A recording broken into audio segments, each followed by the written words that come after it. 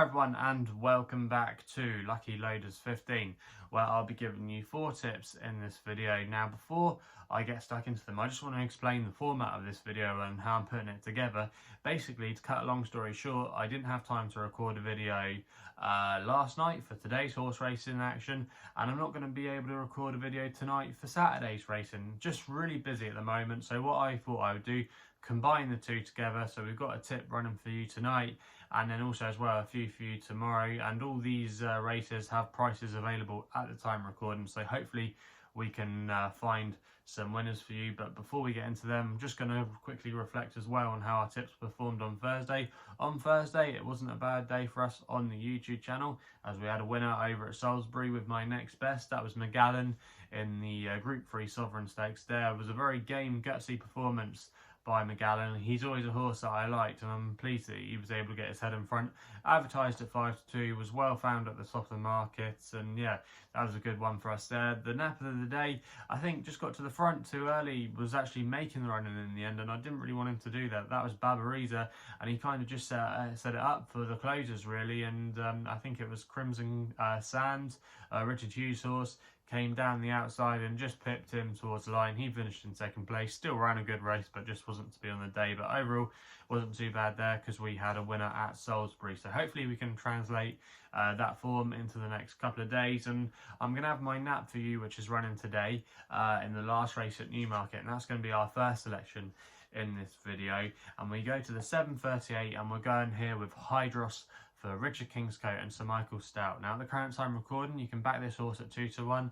Now this horse is going to be my nap, like I say, for the next 2 days, and I think he could potentially be a group horse in the handicap. He's got an official rating of 90, and I think he actually made a really encouraging start on his seasonal bow in actually quite a warm novice race. He was actually a 4-year-old in that race, and it meant he had to give away quite a lot of weight to some progressive types in that race. And if you actually go back and watch the race and see how the results worked out, it's actually worked out quite well, because the winner of that race was a horse called Storm Damage for Saeed bin Sarur, and he looks like he's a potential group horse moving forward.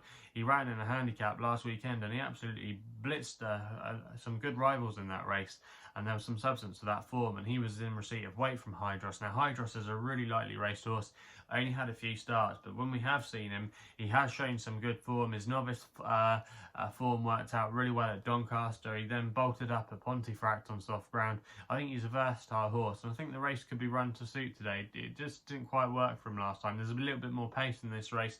I could see T-Ban going up there, Varian as well. I think he could set up for Hydros, and I think he'll strip fitter as well after that recent run. He's from a lovely Jobmont family related to Sangarius, who Sir Michael Stout has trained, so he knows what he's doing. He's currently 2-1. I think actually he should be a lot shorter. I think he should be even money. I'm not sure why the market hasn't quite warmed to him as I thought it would do. So yeah, 2-1 there. I don't think that's a bad price, and fingers crossed we can get off to a flyer this weekend. We then go to Saturday for the rest of my tips, and we go to the next best, which runs in the 2:35 at Newmarket. It's the Grey Horse handicap, and I'm going to take a chance here on Mitrosonfire for Stefano Kirky and William Muir and Chris Krasic.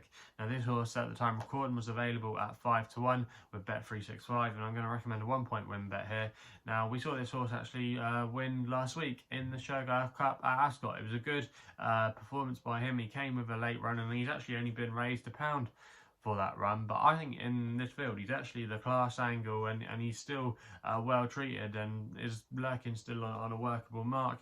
This is a class 4 handicap. Obviously it's a bit of a novelty race. They're all grey horses, but he's quite well treated here with the 3-year-old Alliance, and Stefano Kirky as well is able to claim a handy £3. I just thought there was a lot to like about him in this race. He ran well here a few starts ago in a decent handicap at the July Festival when he finished in 7th place. That form's worked out not too badly.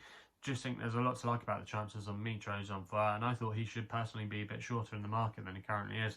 I thought he should be around about the 10-3, 3-1 kind of marks. I think 5-1, there's a bit of value to be had there, and that's why he's going to be my next best of the day. We then stay at Newmarket for an extra tip, which runs in the next race to 3:05.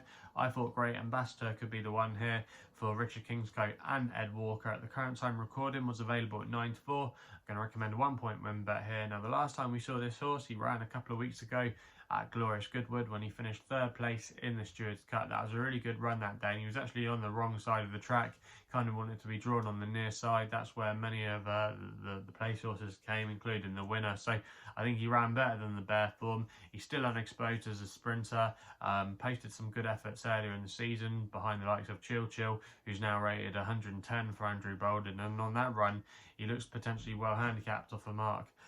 He's well handicapped off a mark of 97, so I do think there are races to be won with him. I don't think this is a particularly strong race for the grade, and I think, like I say, he's still unexposed. He's a 4-year-old going up, and yeah, maybe he might have races like the Air Sprint, the Air Gold Cup in his sights later down the line. I think he's got a good chance in this race, and I think he's the one that they've all got to beat. So yeah, at 9-4 there in the 305 at Newmarket on Saturday.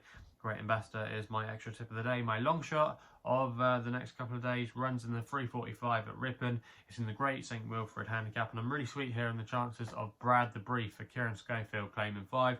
Riding for Tom Dascombe now. Kieran Schofield is quite a new apprentice jockey on the scene.